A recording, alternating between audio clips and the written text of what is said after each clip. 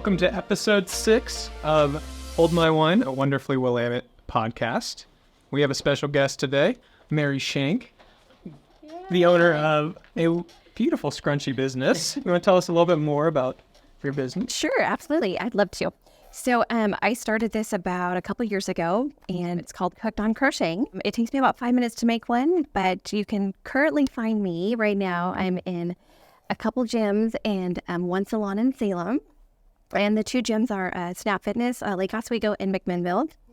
And then there's a salon in Salem called Dulce, what is it called? I don't even know. If anything, people can reach out to you personally, right, to order. They can reach out to you personally to order. Yes, they can reach out to me. I'm also on Instagram. I'm Hooked on Crocheting, Hooked_on Crocheting. They make great stocking stuffers. They're only $5 a piece. And right now I have a special for if you buy 4, you get 1 free. Ooh, I see little jars of honey up here as well. It's wildflower blackberry, and those also make great stocking stuffers as well. So yeah, Awesome. this is the perfect time of year for stocking stuffers. They also make nice man sesame. I've had the honey also. It's amazing. I love it. Yeah. Good. I'm glad you like it. Yes. Have you tried my scrunchies though? Yeah. One thing I will say about these scrunchies is, from what I'm used to from scrunchies, is they don't hold on to your hair very well. Every time. But these have a really nice tight elastic, but it's not the elastic that's going to catch your hair when you pull it out. I'm definitely getting some. They don't damage your hair, and I have adult sizes and kid sizes, and I have every single color you can think of. And if there's not a color you see, let me know, and I can definitely get that color. I have a habit of buying fabric all the time. So if you don't find me, I'm usually at the Joann Fabrics buying some fabric. So it's fun. Yeah, that's awesome. Good for you. They're super nice. Really, really soft. Great stocking stuffers, I will say. I know I've been saying that all day. Yes. I know, it's super cute. All right, Trevor, how many are you getting? You got quite a few gifts to get still, so might be making a bulk order. You might sell out today. Well, for having me on your show, you each get one for free. I'm not charging you, so you book whichever one you want. Well, we are excited to have you on the show today. I know it's been, even since we started the podcast, I know you were one of the people where I was just like, okay, I know we need to have Mary on here. You're just awesome. Well, it's a pleasure to be on here. I love you guys. Well, you're amazing. And we do have a couple questions. Oh, you do? So Mary works for Amerititle. Do you want to explain a little bit about what Amerititle does, how they're involved in the real estate business? Sure, yeah. The difference between title and escrow, the title department, they pretty much do all of the property researches for the house. So they're looking to see if there's any judgments or liens on that property. As far as escrow goes, they handle more the money side. So they're going to be they're kind of like the hub of the whole thing. So you have to be they multitasking. That's pretty much what they do. They handle so much, and the money part and the paperwork, that's all on them. So not one job is more important than the other. They're both extremely important, just in different ways. But we're a neutral third party. We follow instructions, exactly the written agreements that we have to follow. So we're not biased by any means. And what is your role at Amerititle? So thank goodness I don't do title and escrow, because I would fail. How do I do it? I don't know. I do the marketing part, and I've been doing it for 21 years. And I started right out of high school. I think I was waitressing, and I was going to go in to get my degree at Schmeck, and I went 1 year, and then I was like, nope. I had a friend that worked for a title company, and she's like, I think you should try it. And I did, and I loved it. So one thing you are really good at is promoting the agents who you work with. I think you're fantastic at that. Also really good support. So anytime we need something, we know we can call you, and we know you'll be there. I will. You're amazing. You can call or text me 24/7. I always feel bad because I literally will text people midnight, and I'm like, honey, you're going to piss someone off. Well, not us. Anyone who's new to going under contract on a home, going through the escrow process, is there any advice you would give to them? Be patient. There's a lot of things that are out of your hands and out of your control. And just trust in the people that you hired to do the job, because they will do a good job for you. It just takes time. It's when someone does ask for something, whether it's your agent or your lender, try to get that to them as fast as you can. Yeah. That's what I don't think people take into consideration. They don't have control over quite a bit of it. Yeah, absolutely. Yeah. You want to be in control, but just trust the people you hired, because they are doing all that they can. So yeah, when they get the right people. Good advice. Like us. Yeah. yes. The Salem Real Estate Group and Amerititle. And Guild Mortgage. Thank you. That's really good advice, the patience part. It is. Because I feel like, when people go under contract, especially for the first time, then it's just okay, when are we done? Yeah. Yeah. Or they just, again, they think that they can just control so much of it, where it's like, I know it's the biggest purchase probably of your life to some degree, but you actually don't have that much control over it. You really don't. You kind of have to just see where things fall. Okay, so I have to bring this up. Your husband, I love you and you're amazing, but your husband, if anyone knows, basically Yellowstone, he is the epitome of a cowboy. I have never met a really, like, you're a cowboy. That's what he is. He is an absolute cowboy. The Southern charm, the Southern, like, he's a cowboy. He's from Minnesota, right? From Minnesota. Yeah, he grew up in by the Detroit Lakes area. And so, yeah, he gets that a lot, quite a bit, actually. People think that he is the real thing, and he is the real. Yeah, he's definitely the real thing, and he's straight up. He tells you like it is, and it's like, this is how it is, and But he's so kind too. He's so kind about it, and he's caring, and he's welcoming. You know, he's a little bit more of an introvert from how I know him, but also he's so good in conversation. You can just really dive deep into a conversation with him. I love that about him. I'm glad you brought that up. He just wears chaps, a cowboy hat. Okay, you should be out there with cows, and like, he looks like a cowboy. He did. He grew up on a farm with a lot of cows. Yeah, that's what they did, and they worked from like 3 a.m. until like midnight. No sleep. He retired just not even a year. Has it been a year now since he retired? He retired a little over a year, but he retired in September. How is he doing with retirement? He's loving it, actually. Yeah, he doesn't think about work at all. Does he still wake up at 3 a.m? He wakes up way before me, and I'm an early bird. Yeah. And he's probably up at like 3:34. Oh, yeah. But then again, he usually is asleep before I do. So he still sticks to that schedule. And he works constantly at home. There is no downtime. I'm like, what'd you do today? He's like, well, he'll name like 50 things that he did in like one day. And he's 71 years old, and he's still going strong. And he's like, well, if I don't keep going, I'm going to get stiff. And I just don't want to get stiff. I'd have to just keep going. He is so sweet. You guys are perfect with each other. People usually end up liking him better than me. No, they do. They meet him and they're like, oh, you're nice, but your husband is just... Times I showed up and I didn't have waffles at your house. He was like, oh, like, you didn't bring waffles. I'm like, oh, okay. Well, he likes you and your dogs. So yeah, he said you guys can come to the house anytime. But yeah, so your daughter Hope. So tell us a little bit about her. She is doing good. She had a lot of health issues growing up, but now that she's past all the health issues and past like her really bad accident that she had, I feel like now she's doing much better. She's kind of overcome all that craziness. And so right now she's pretty much on a good track, and she's got a great boyfriend. Yes, we love him. Yeah, he's a good kid. He's such a great Christian man, and he's guided her in a really great direction. Not that she wasn't in the first place, but after the accident, it just took a while. They complement each other in every way. do good. They're great together. And she'll actually be on our podcast next week, so be sure to stay tuned for that. She just recently accomplished something very big, and we want to save that for her to announce on the podcast. Yeah, she'll appreciate that. Yes, but she is just the sweetest thing. She reminds me a lot of you. I think she's the perfect mix of you and Norm. I mean, she must take after her dad. I'm just kidding. No. She looks like her dad, but she actually takes after him. Yeah. And then Biscuit and Bingo. We have 2 great dogs, a golden doodle and a yellow lab.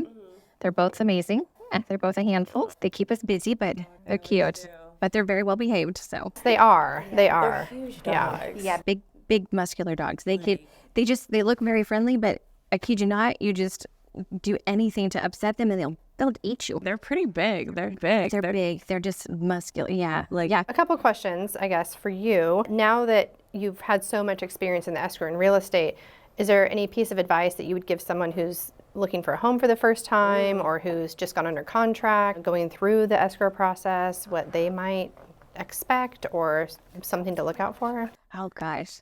Can I think about that way? Give some updates on... Trevor, you had a couple of things to kind of tap on. I'd love to. So we've basically been on a downward trend of rates. Recently hit the lowest rates have been in 2023 since May. Yeah, pretty unbelievable, but pretty cool. So currently, conventional 30 years sitting at 6.8%, 15-year conventionals 6.2%, and then your government FHA, VA, USDA are down to 6.25%. We're looking pretty good. Looking good. Like, oh my gosh, that is the greatest news. Well, and we're seeing an uptick in buyer activity. So absolutely. obviously there's a correlation there. And refis as well. So week over week, the refi demand has jumped 19%. So, yeah. Well, and Allie, you had mentioned right before we started that you heard about a potential 40-year mortgage. So I was going through Instagram and everything, and I don't know if whoever follows like Now Bam, they honestly are a pretty good place for like real estate news and stuff, but they were talking about the potential of a 40-year mortgage, which just sounds horrible, but then also at the same time, you know, with where things are kind of going, that might be the only way that people could afford a home. Yeah. It would break up the payments over a longer period of time. So currently, FHA has a modification that you can do. So if you currently have an FHA loan, you're in a spot where you're struggling to make your payments, there's a modification that can be done to FHA loans to break them up over 40 years rather than just 30 in most cases. That's interesting. Do you know when they started that? Earlier this year, I believe. So it hasn't been that long, but there is discussion, a lot of debate over whether they'll bring in the 40-year mortgage for purchases. Likely, it'll be a non-qualified mortgage, non-QM, so it'll be likely be higher rates than what you could expect with your typical mortgage, but it wouldn't also break up the payments over further. So that's what people were saying. The pros and cons of it were obviously more interest that you're going to be paying on the loan, but the fact that it would get you into your starter home. the payment would be lower. Yeah, that it would work for some people. In most cases, you could refi after being in the mortgage for a while. Right. So, yeah. Well, we do have some other stuff. Yeah, speaking of real estate, if you will, last Tuesday a bill was proposed, and the bill is called End Hedge Fund Control of American Homes Act. It's Senators Merkley and Smith of Oregon and Washington have proposed this bill to require hedge fund investors sell off all of their currently owned investment properties, single-family homes. Within a 10-year span, everything would have to be sold off. And if they don't sell them off within that 10 years, they will be faced with pretty intense tax ramifications. Now, it's proposed, nothing's been approved, and there's pros and cons to it. Of course, you'll see both sides have their opinions of it, but if you guys have any opinions on it, we'd love to hear it. It's obviously very new and developing, so as it develops, I'll be sure to share any highlights or details with you guys. Well, wasn't there one part of it, and I don't know, again, like Katie just said, we'll have to get some more information on as it develops. Was that a percentage of the proceeds that they make from the selling of those homes would go towards like a program for first-time home buyers? Yes. That's a big thing now, the assistance of trying to get people in homes for the first time. Yeah, that would be huge. That would be huge. However, you're going to get the kickback from people who do have stock in those investments, and that's going to be the tricky one, especially if you're, in politics. It'll be interesting to see what happens. Again, I see the positives where it's like, okay, it'll help with inventory, it'll help with first-time home buyers, it might help with a couple of different things, but I'm also not a politician or a billionaire. So. But one thing that's also to consider is all of those investment homes have people living in them. So what's going to happen to those people if those are sold off? So there's a lot to really consider there. At face value, yeah, this is great. Sell off those homes, let other people buy them. However, what happens to the people who are currently living there? What's the plan for that? Is there a plan in that bill that would address that? It's just, there's a lot to consider. And circling back to potentially giving some of that money from the proceeds back to first-time home buyers, Freddie Mac just recently created a document that basically a standardized document for all the assistance programs across the U.S. So it's a place that first-time home buyer or potentially non-first-time home buyers that just need assistance, they can go and view the assistance programs in all these states. Washington, in our area, Washington and Idaho, are already on that list. Oregon isn't, but they plan to put them on in 2024. Like January or just like early in 2024? They said in 2024. Yeah. So Idaho and Washington and many other states are on there already, but there are some missing states, and Oregon is one of those. But yeah, we'll drop that link in the comments. Great, fantastic. So speaking of inventory, I was not here last episode, so sorry about that. And of course, we're missing Charlene, who we love and adore. She got us set up, so thank you, Charlene. So inventory is still really low. In all 4 counties, we are just below 3 months of inventory. We have just over 1,000 homes on the market. That's not including any bare land or lots that can be built on. Within the last 7 days, we've had 74 new homes come on the market, and 54 went under contract contracted in the last 7 days. So we're still really low on inventory. This is the time of year when inventory does go low. Most people aren't wanting to put their homes on the market, and the busyness of the holidays. Come the start of the new year, though, that's typically when you see things really start to take off. People interested in buying, selling, and then, of course, come in the next few months in the springtime. We'll see what happens. I think 2024 will give us some good times. I think so. I'm being optimistic. I'm being very optimistic. Are you seeing, and you, I know you're not in the escrow, in the weeds of it, but are you seeing an uptick in contracts coming through? This time of year, not so much. Once December is over and January hits, yes, it's usually when it starts picking up. And we do see a little bit more. So I'm hopeful. I seriously think it's going to start picking up. Yeah, I think so. With interest rates dropping and like hearing those numbers, I am very hopeful. Very hopeful. Yeah. And I hear that they're just on a downward trend, so they're going to continue. Obviously, no one has a crystal ball. We don't know for sure what's going to happen. Crystal wine glass is saying that it is going. Where's that? The crystal ball. But yeah, the trend is looking that rates will come down in 2024. I think we should temper expectations, but that's the way we're looking, that we've hopefully peaked out on interest rates and we're on the downward slope.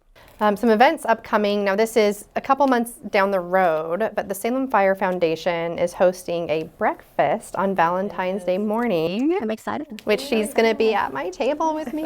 And you're there too. You have a spot. So, okay, just so you know. All right. It's a really great foundation that supports the fire department.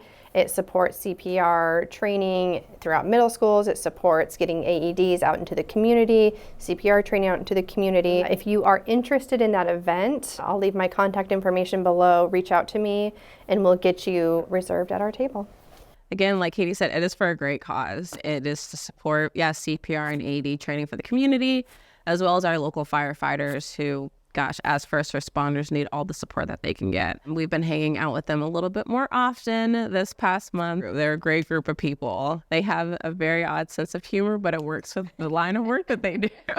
But they're really great. Again, really great people to support. Ask Katie if you guys have any other questions about it. And if anyone's interested, and Allie and I recently did a ride-along, if anyone's interested, I can also give you contact information if you'd like to see how they work, how they operate, sit down and talk with them for a little while, get to know them a little better. It's a really fantastic opportunity.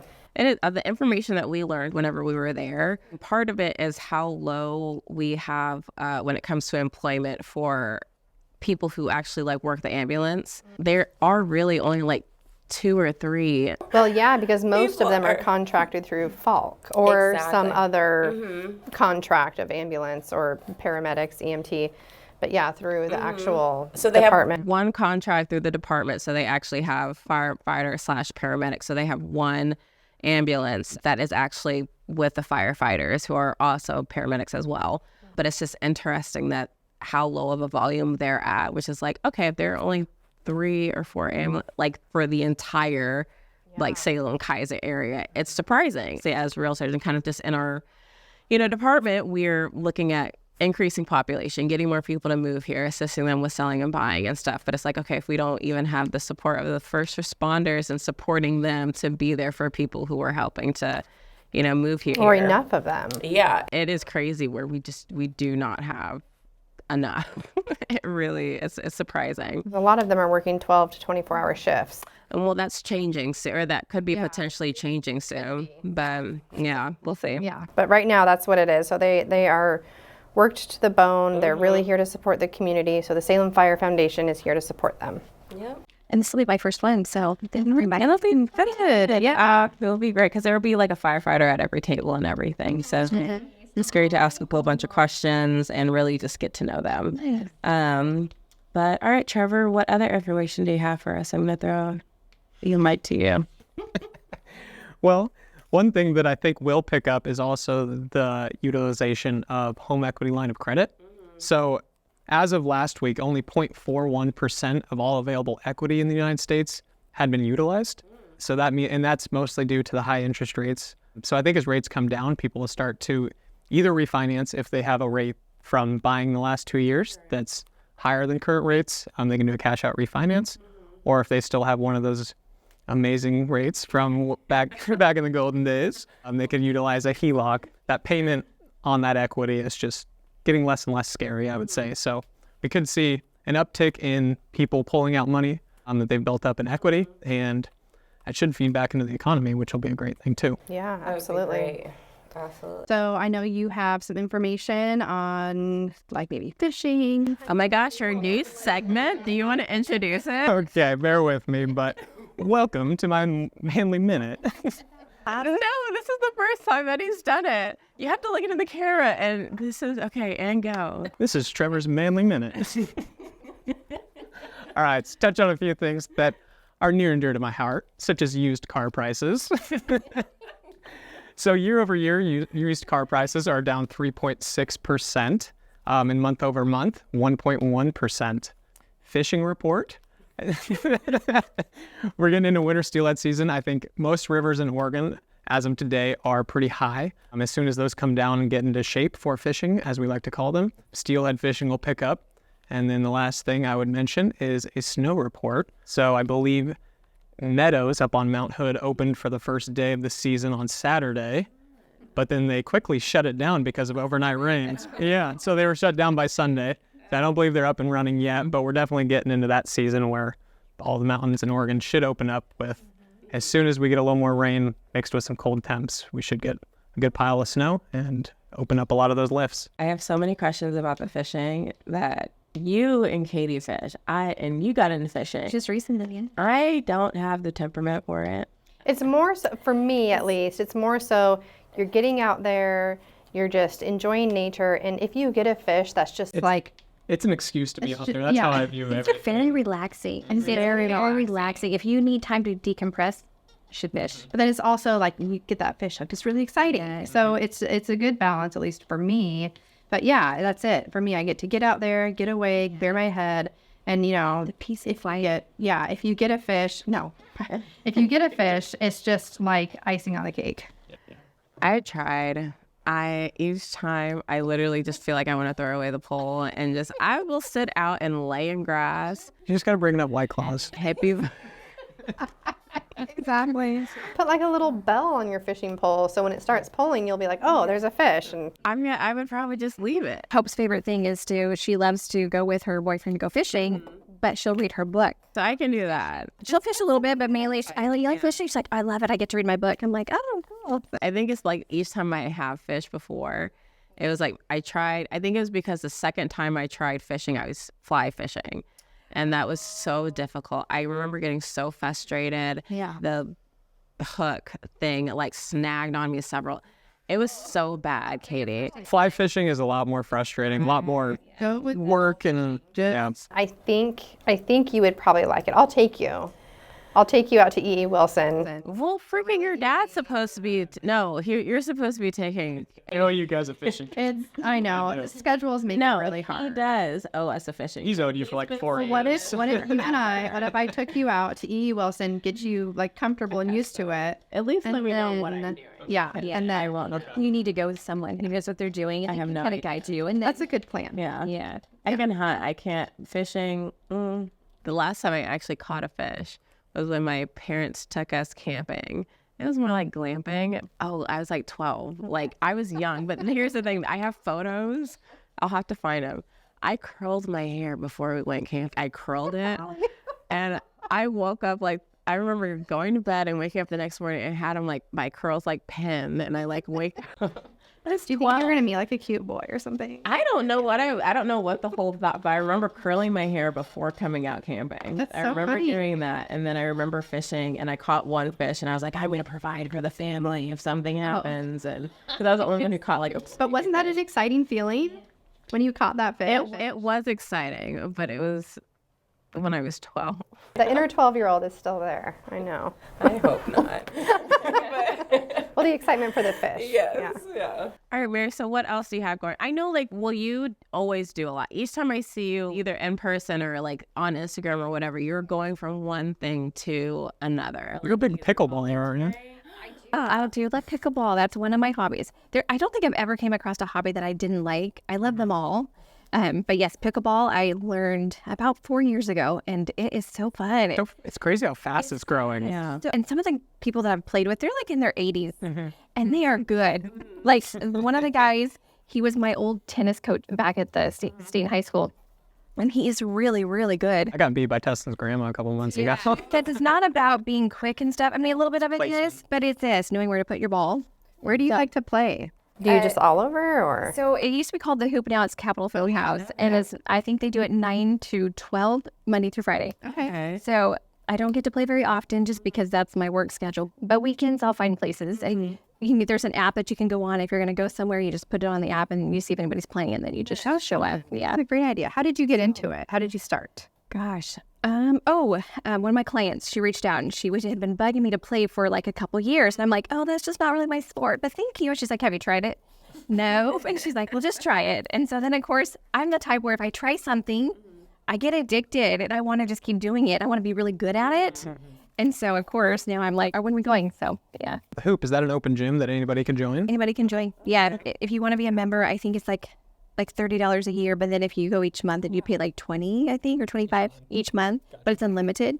Some of those people, they'll show up at 8:30. They play till 1. If anyone wants to know where that is and they're my age and have grown up here, it's where the hoop dances used to be. Oh, okay. I don't know what it's called now. I don't know if it's still Capitol Field House. And another thing I know you really like to do is snowboard. Oh my gosh, that's my passion. You just recently got into it though, didn't you? Right about 4 years ago. Yeah. Because when COVID hit and times got really slow, I was like, okay, what do I do? And so everything was shut down, but that wasn't. You had to wear your mask. Yeah. Out there. You had to wear your mask under your face mask. So I bought the one where you actually it was magnetic and you just stuck it up to your helmet. And so, yeah. Oh, perfect. Yeah, and your goggles, excuse me. So, yeah. So when is your next snowboarding trip Oh planned? my gosh. Well, everything's been so close. So I'm ready. I was ready to go a month ago. Flying down As soon as it's open, you're going to be out there. Yeah. Yes, I'll probably be. Yeah, I wish I could just live on the mountain. But yeah, just going really fast. And I am getting older, so I do worry, but not so much. I just find the scariest mountain to go down, and I just go down it. What's your favorite mountain? Hulu's only 45 minutes from the that's house. So that's what I usually go to, and it's a good one. But after going to Bachelor, I love Bachelor. Yeah. Hoodoo is my stomping grounds. That's where I started, but now a Bachelor. I kind of graduated to Bachelor. Yeah. So that's, If you haven't tried snowboarding, I really recommend getting private lessons. Because I did try skiing 30 years ago. My brother's like, you just go up to the top and go down. And then I tried it, and I'm like, I'll never do that again. So it took me like 30 years to go back and try it again. Oh, wow. I will be on the bunny slopes with my hot cocoa. I can't even do the bunny slopes. Oh God, no. I had a terrible experience. Yeah. Really? It's something about, it's just the snow, again, being from Houston. What is it called? It's called something. It's like the people who don't go snowboarding or skiing, and it's called like après or app. You're talking about, I can't think of the name of it, but it's called something, but it's basically people are like, okay, are you going to go down the hill or are you going to do this? And there's like, half the people are like, oh no, I'm going to go. It's like après or something. I have to get the name for it. Basically, you just sit by the fire to drink. Oh, that's in my opinion, Ski Bowl, the bar there with the fire pit, is the best bar in Oregon. You sit there and watch everybody. The resort's called the Ski Bowl. I'm not sure what the bar specifically is called. But yeah, grab a drink and sit there, watch people come down the mountain with all the lights at night. It is pretty cool. Mary and and I are going to board. I know. We'll just cheer you guys on. Norm will be very happy to have somebody hanging out with him. I'm absolutely. Because he doesn't. So Yeah. he would love that. Well, obviously, we would love to catch up. Oh, more. absolutely. Okay. That would be so much fun. Yeah. Okay, that's a date. Yay. It's called I'm going to get the name of this because it starts with an A. It's like Avery or something like that. I don't know. I'm in. I know. It does sound like a lot of fun. They have great food. So I love it.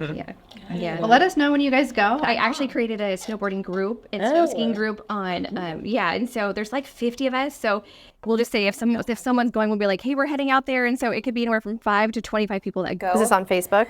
Yeah, it's true. Yeah. So, and then that way, so right now everybody's like, where do we go? Nothing's open. So we're just kind of patiently waiting. So, All right. But yeah, I'll put you guys on it, okay? Oh, yes. Yeah. For it. That would be so much fun. That That would be a lot of fun. I would love that. We'll take photos and everything. Yeah, a couple people got their season passes already. And Oh my God. So yeah.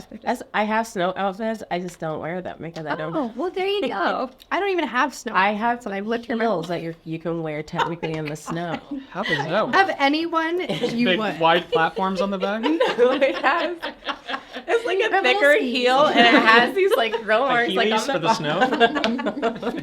I wanna haven't see worn those. them I yet wanna see because those. I'm like, okay, there's no reason for me to wear them yet, but now I do. See, there you go. So I had to go get all new stuff when I started because my stuff is probably like 30 years old. And they're like, like, you're going to wear that? And I was, well, they're like, no, we need to go shopping. The best place to get this stuff too is actually at like Hoodoo and Bachelor has a great gift shop. They have everything there.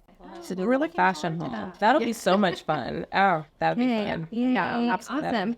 So you're going to play pickleball with me and snowboarding. So yeah, what else do you want to do? Well, we're going to watch you. Never will snowboard with you. I'll join. I actually like hanging out with the guys because they're really fast and going out on the mountain. Well, Emmett wants to learn. Oh, nice. So, Oh, that would be perfect. yeah. So I need to figure out, I need to get him lessons, something about that. Is it $10 Tuesdays or something like that at Hoodoo? Thursdays. Thursdays at Hoodoo. Right. Yeah, half the price. Okay. Might not be $10, but it's a lot cheaper than It's a normal. lot cheaper because the class can be really expensive. Yeah, right. I've seen those. Thursdays at Hoodoo's. Yeah. Okay, thank you. Great to know.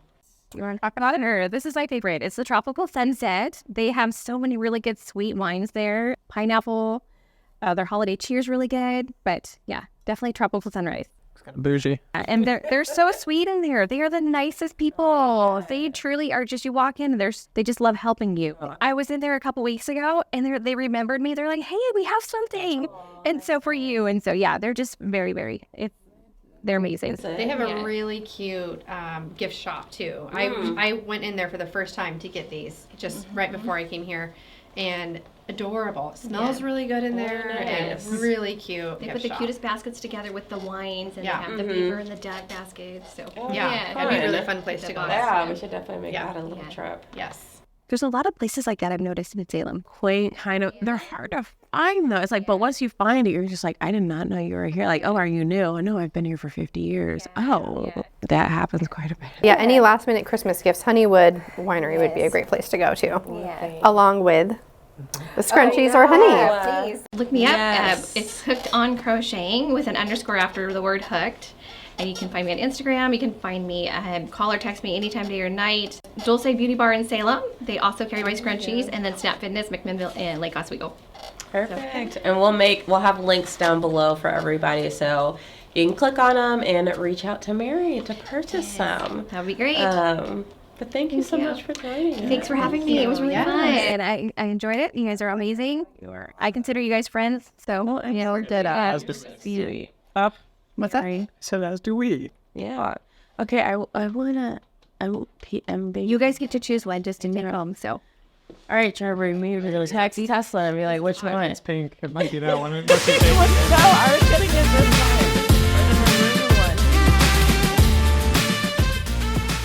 Hold My Wine, a Wonderfully Willamette podcast, has been brought to you by Guild Mortgage and the Salem Real Estate Group. Produced by Biscuits and Waffles Productions. It was filmed at Guild Mortgage Studios in Salem, Oregon. A special thanks to Charlene Morgan with Charlene Tracy Films for editing this podcast.